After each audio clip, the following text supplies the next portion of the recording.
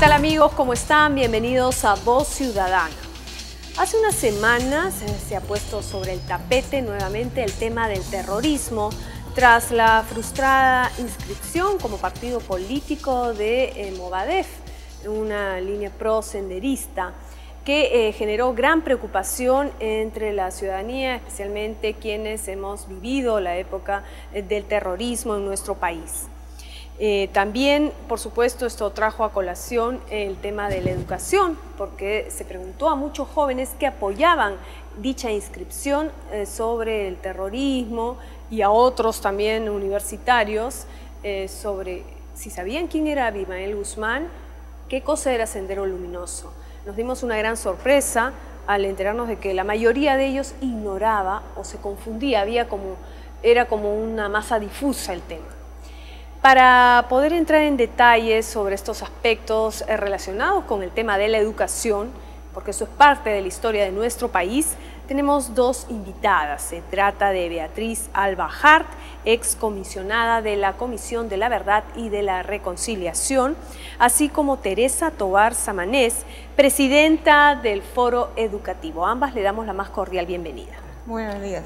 Antes de entrar a hablar sobre el tema, vamos a ver brevemente una encuesta realizada en la calle para ver qué opina la gente respecto de incluir en los textos escolares el tema, el informe de la Comisión de la Verdad. Veamos. Claro, por supuesto, porque si los niños de ahora no saben lo que es el terrorismo, difícil pues para poderse defender, ¿no? Que se le explique a los chicos lo que hemos sufrido, lo que hemos pasado, sí, para que tengan un conocimiento, porque a veces les engañan y le mienten y le dicen que no, que el terrorismo fue diferente, no es así. Yo estoy de acuerdo que en el texto se incluya, pero diciendo lo que es, que no es nada bueno. Yo creo que sí, pero lo que se ha vivido, ¿no? No lo que imaginan muchos. Hay muchos que no han vivido.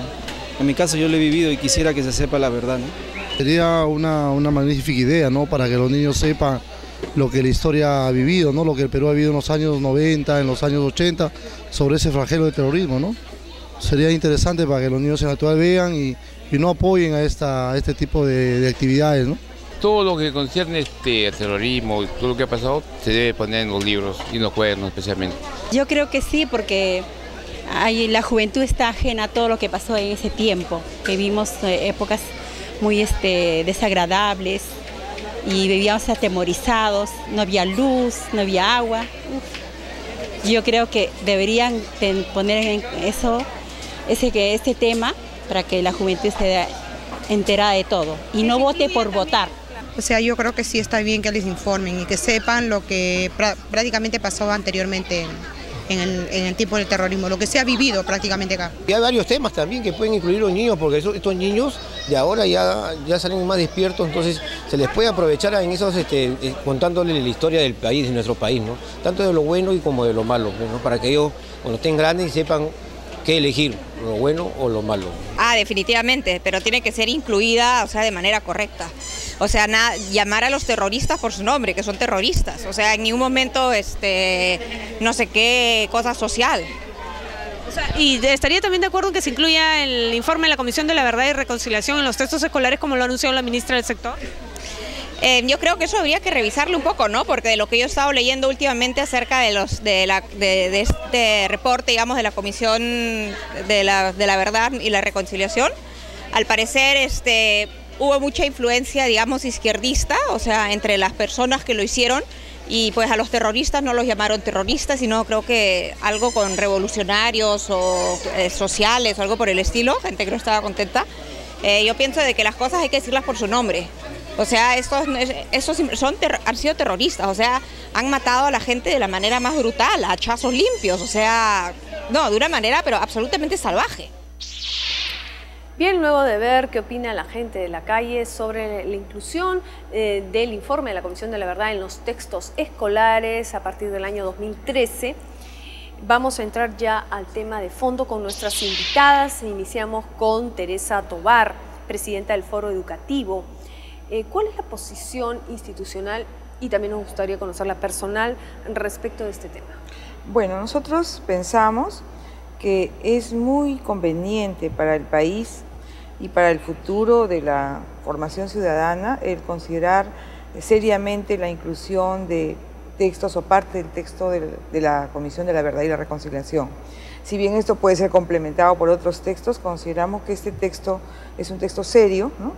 Y que permite formar a los alumnos no para que sigan un pensamiento único, ¿no? Porque justamente de eso se trata de contrarrestar el dogmatismo en la formación escolar y que los alumnos, los estudiantes, aprendan a leer textos que busquen ser lo más objetivos posibles, muestren hechos. Creo que acá hay testimonios, hay 17.000 testimonios, ¿no?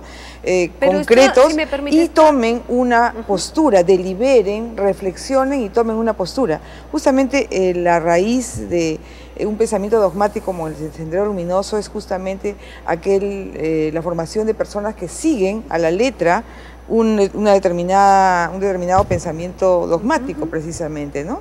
Y lo que se trata es contraponer eso a la deliberación, ¿no? ¿Considera usted que debe ser la única fuente de información en los textos escolares sobre el tema? No necesariamente, puede haber otras fuentes, ¿no? Pero sí considero que es un informe suficientemente serio, hecho durante 2 años, tiene un montón de tomos, incluso una versión resumida que puede ser muy útil, tiene los testimonios objetivos que podrían ser usados también. ¿A partir de qué año se debería incluir, digamos, para que los jóvenes puedan entender más el tema? Yo creo que no, eso debe ser incluido desde el principio, ¿no? Porque así como... ¿Desde primaria? Por supuesto. Nosotros, por ejemplo, sabemos, ¿no?, que cuando vino el Imperio Español, arrasó con la población indígena. Y eso se sabe desde el inicio. Desde que uno llega sabe que, digamos, hubo una matanza de la conquista. Claro, la conquista. Lo que pasa es que este es un hecho muy reciente. Resulta muy difícil decir, bueno, reflexionar sobre eso y tomar postura. Pero esto es tan importante como la conquista o tan importante como la Inquisición. Y por supuesto, los contenidos tienen que ser graduales, ¿no? O sea, obviamente, un contenido más sencillo para primaria y otro contenido mucho más profundo, ¿no?, para secundaria. Sí. Pero se trata de una dimensión de la currícula que se llama educación, ciencias sociales, y que ahora se está también proponiendo, por parte del Ministerio de Educación, está proponiendo que además de aprender a leer y escribir y las matemáticas como aprendizajes básicos, se considere el aprendizaje en ciudadanía, la formación ciudadana, como aprendizaje fundamental, y eso desde inicial hasta secundaria. Entonces, dentro de esto habría que ver, por supuesto, con un equipo pedagógico podría ver, ¿no?, de qué manera esto se introduce, ¿no? Pero los niños tienen que conocer desde que nacen que este hecho ocurrió en la historia. Bien, vamos entonces ahora con Beatriz Salva Hart, excomisionada de la CBR. Muchos políticos actuales o expolíticos también, exministros incluso, han criticado, se oponen al uso del informe de la Comisión de la Verdad y Reconciliación en los textos escolares, porque dicen que hay errores en este informe, ¿no? Por ejemplo, denominar a Sendero Luminoso como una agrupación política o también hablar de un conflicto armado interno en el que estaban enfrentados 2 bandos, ¿no? Los grupos alzados en armas contra las Fuerzas Armadas, cuando el enfrentamiento era entre los terroristas y la sociedad peruana. Bueno, lo que pasa es que lamentamos que los políticos y las autoridades, no solamente actuales, sino las que han pasado durante el tiempo de la violencia que vivió nuestro país, no han leído ni siquiera las conclusiones, ¿no? ¿Por qué les digo esto? Porque la denominación de conflicto armado interno es una denominación genérica usada por el derecho internacional. O sea, no es que nosotros estemos inventando o dándole un calificativo porque se nos ha ocurrido a la violencia que surgió o hubo en nuestro país durante estos 20 años nefastos. O sea, ojo, estamos usando la nomenclatura del derecho internacional, que se usa acá, en Yugoslavia y en todas partes. Segundo, nosotros no calificamos a Sendero Luminoso como el Partido Comunista, es el autodenominado Partido Comunista del Perú, Sendero Luminoso.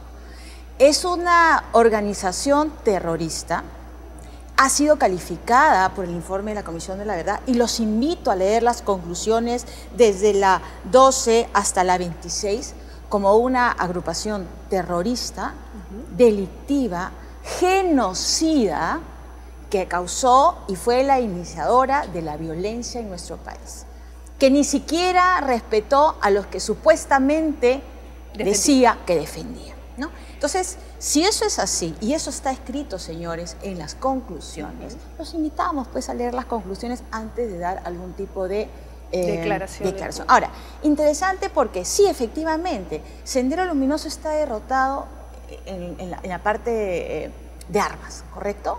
Uno que otro está todavía pendiente de resolver. Remanente. Un remanente.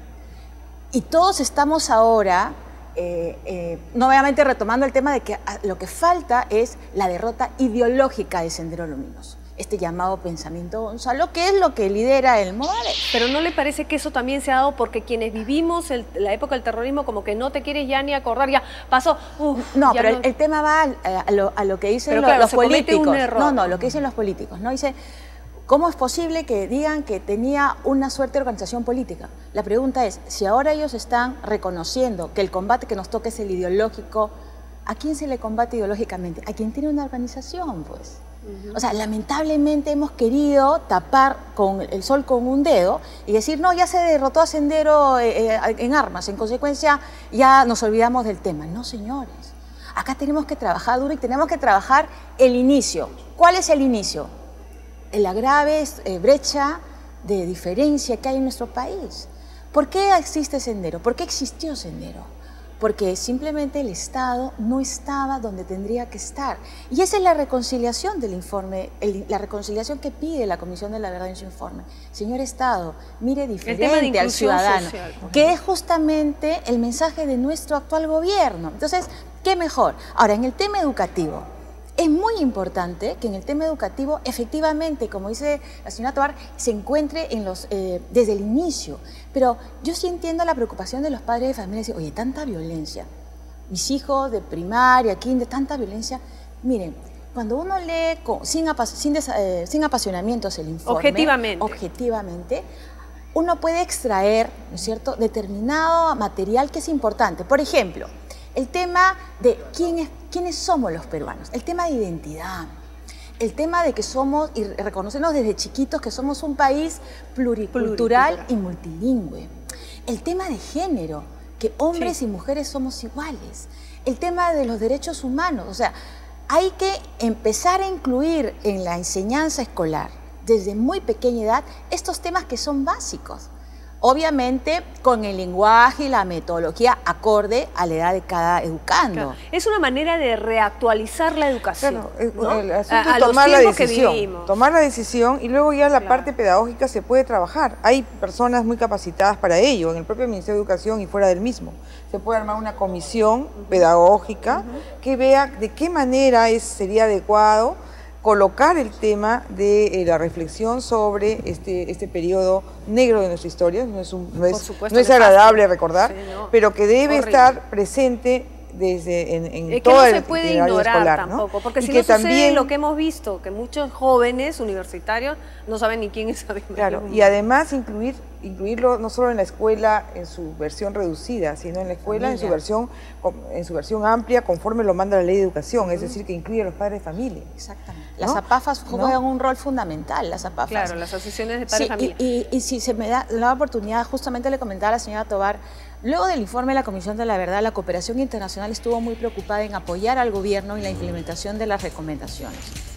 Una de las áreas que se trabajó mucho fue el tema educativo. Si me permite, vamos a entrar a hablar más de este tema luego de una breve pausa. Estamos volando ya en el tiempo. Regresamos enseguida con Voz Ciudadana.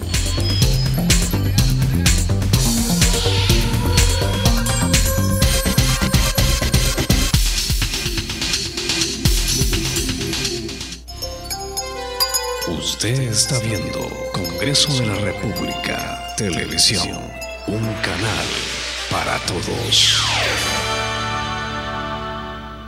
Los alumnos entran al colegio en marzo, pero yo entro en mayo porque mi contrato recién sale en esa fecha. Yo mando a mis hijos al colegio en junio, porque no sé cuándo llega el profesor ni los libros. Como sabemos que los profesores y los alumnos no van, por eso demoramos un poquito con el material. Que también son tantos colegios, pues. ¿Para qué voy a ir al colegio? Si nunca hay nada. Ni profesores, ni libros. Ah, y los baños. Dejemos de tirarnos la pelota.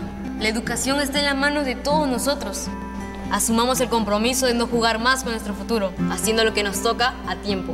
El Ministerio de Educación está cambiando. Cambiemos la educación, cambiemos todos.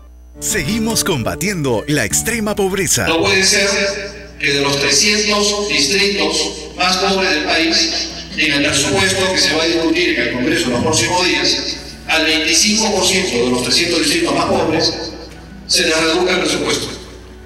Eso no puede ser. El Congreso de la República aprobó una partida presupuestal adicional para combatir la extrema pobreza de los distritos más necesitados a nivel nacional. Seguimos trabajando por la inclusión social. El Congreso de la República abre sus puertas al Perú. Los peruanos sí nos ponemos de acuerdo.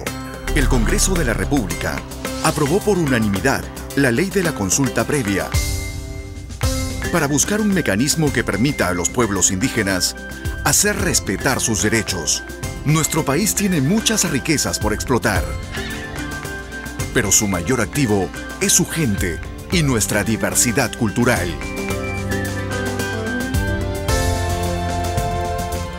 El Congreso de la República abre sus puertas al Perú.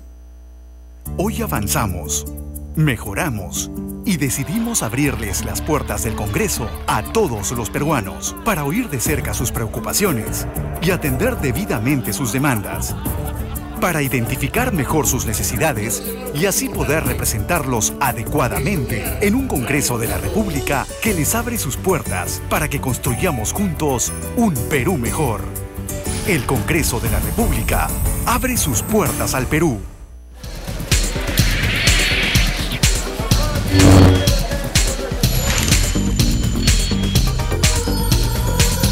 Regresamos con Voz Ciudadana, estamos tratando el tema del terrorismo, pero enfocado a raíz de que se puso en el tapete, como dijimos en el primer bloque, este tema debido a la frustrada inscripción del Movadef y por supuesto enfocado ya al tema educativo, a la propuesta o el anuncio de la ministra del sector sobre el uso del informe de la Comisión de la Verdad en los textos escolares.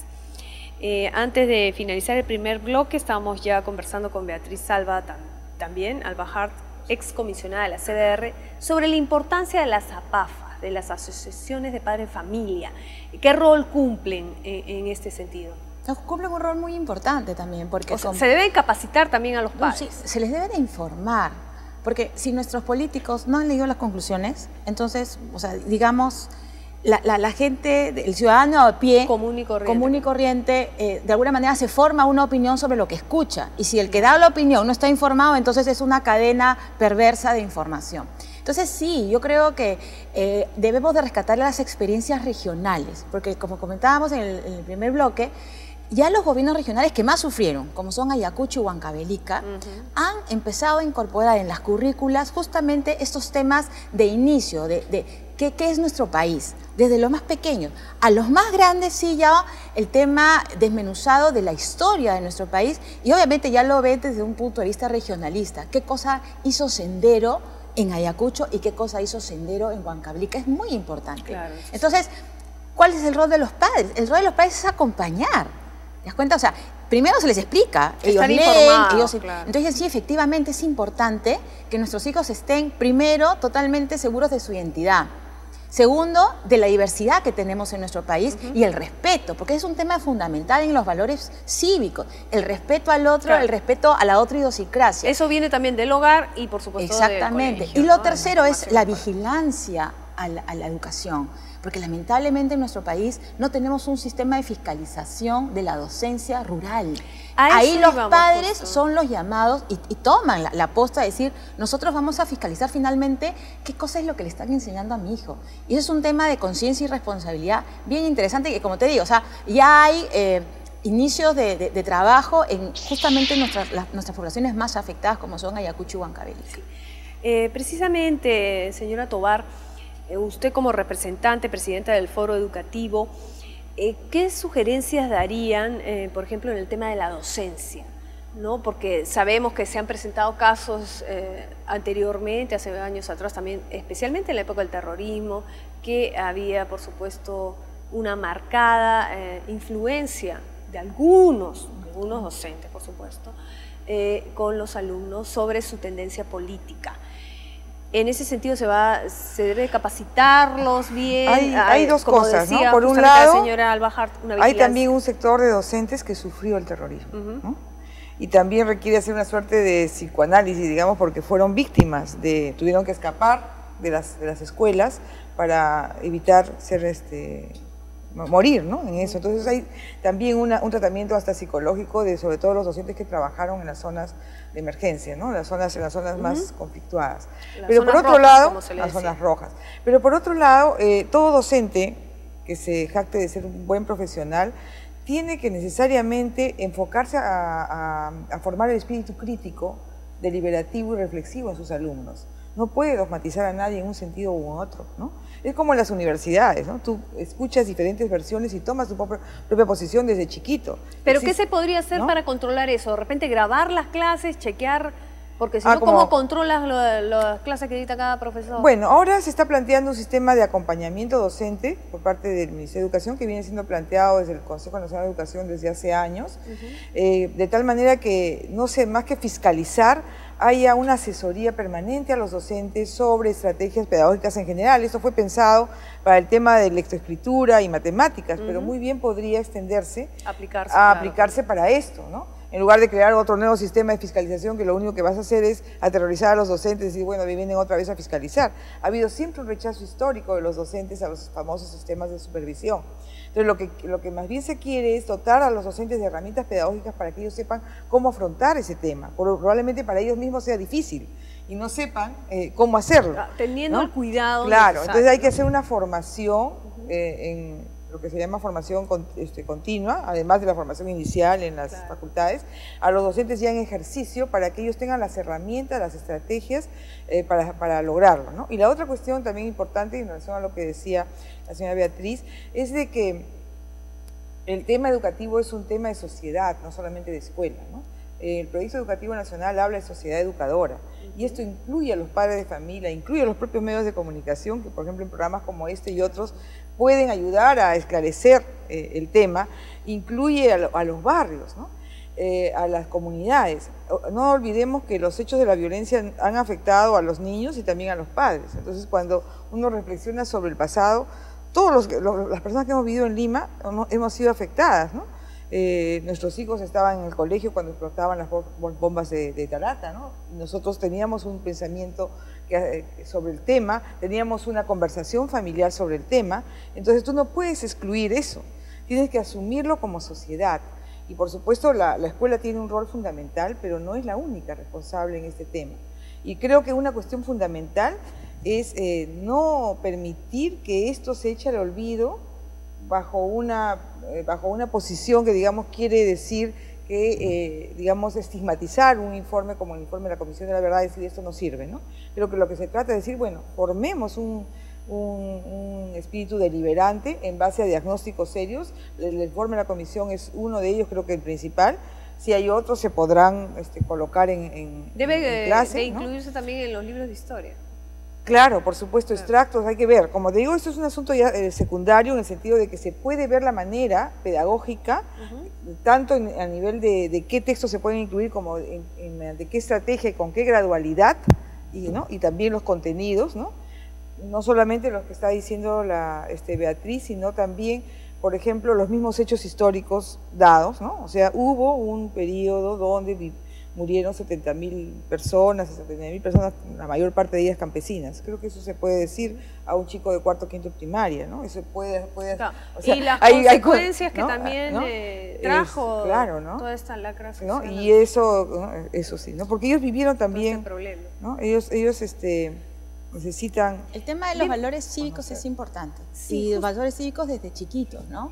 Porque todo el informe de la Comisión, más allá de en verdad convertirse en la voz de los que no tuvieron voz y relatar una historia que no se quiso ahondar en los textos de hace 20 años, porque como bien señala Teresa, es una historia reciente y como toda historia reciente tiene un proceso de maduración.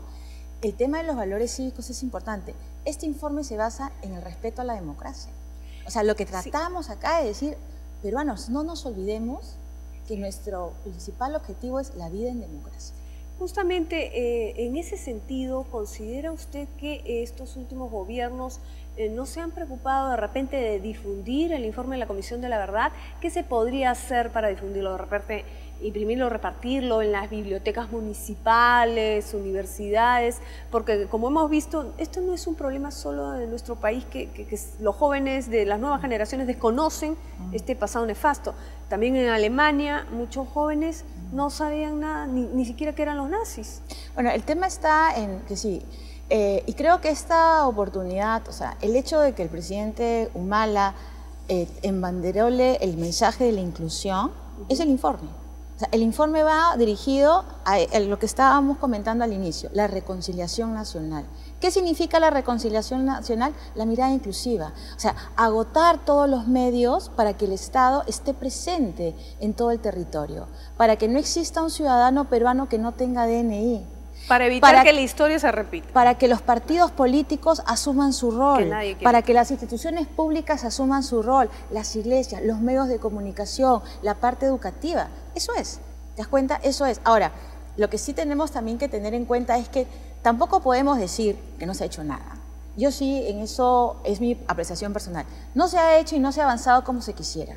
Pero, por ejemplo, ha habido ya una reestructuración de partidos. No lo que se busca, pero, por ejemplo, el tema de la democracia interna de los partidos políticos es fruto de lo que se propuso en la CBR. El tema de del género, o sea, que las mujeres tengan una presencia, por ejemplo, en las listas del Congreso. El tema de la participación democrática en las poblaciones rurales a través de los presupuestos participativos en las municipalidades. Eso también es parte de este tema de inclusión. Hay mucho por hacer todavía, pero como bien señala Teresa y como lo señaló en primer lugar la ministra Salas, o sea, hagamos un grupo de trabajo. O sea, nadie dice que el informe así se imprima y se le dé como texto escolar al alumno. No, claro, todo es perfectible. Lógico, claro, o sea, enriquecer. Que se hagan grupos de trabajo de expertos y que se analice qué cosas se puede incluir, qué cosas se puede complementar. El mismo Monseñor Salvador Piñeiro, que ahora es el presidente del episcopado, lo señaló. Esta es una herramienta valiosa de trabajo. Miremosla con desapasionamiento, o sea, veámosla objetivamente y rescatemos lo que tiene. Porque la historia de nuestro país no se puede volver a repetir en esa línea de terror que vivimos esos 20 años. Bien, ya las palabras finales porque estamos al cierre de nuestro programa. Sí, creo que es importante señalar una coincidencia con Beatriz, y es que el objetivo fundamental de la reconciliación en realidad es la inclusión, ¿no? La inclusión en el sentido de evitar que existan en nuestro país fracturas, porque no solamente ha habido distancias, no solo es desigualdad, es fractura social, ideológica y racial, étnica, ¿no?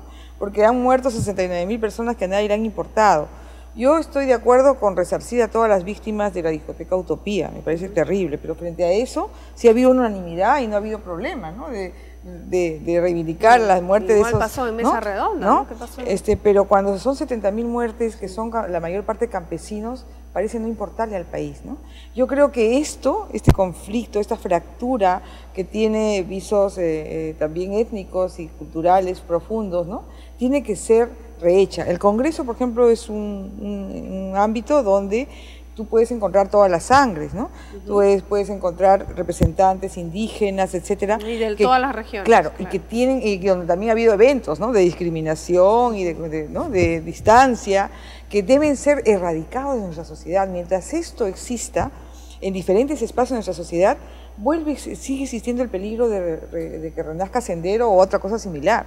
Porque nace precisamente de la fractura, nace del distanciamiento, nace de lo propio, de la división, de un sector de la sociedad frente al otro, del desprecio de un sector de la sociedad frente a otro. Creo que esto es lo fundamental y lo que tiene que ser formado con mucha fuerza, con mucha convicción desde el inicio de la vida escolar. Bien, sí, brevemente, como se lo dije en un momento a la ministra Salas a través de un medio de comunicación, es cierto que los presupuestos están cerrados, es cierto que ya los textos escolares están hechos para este año, ¿no? Pero podríamos trabajar algún díptico o algún tríptico con determinados mensajes. Idea fuerza. Idea fuerza, claro. ¿Cuál es el objetivo de nuestro país? ¿Qué cosa es la inclusión social? ¿No? Cosas así, o sea, que ya queden grabadas. Exacto, que ya es, inclusive suponte que tenemos un problema con las edades, es secundaria. Hablemos que no exista una promoción, ¿no es cierto?, que termine el año 2012 sin que por lo menos sepa claro quién es Sendero, ¿no es cierto?, el terror que generó en nuestro país y la responsabilidad que tenemos como peruanos. Estamos volando en el tiempo. Yo les agradezco enormemente su presencia aquí en Voz Ciudadana y por supuesto este tema da para hablar mucho más. En cualquier otra oportunidad las estaremos convocando, invitando nuevamente. Nosotros llegamos al final de esta edición. Esperamos que nos acompañen en la siguiente. Hasta la próxima.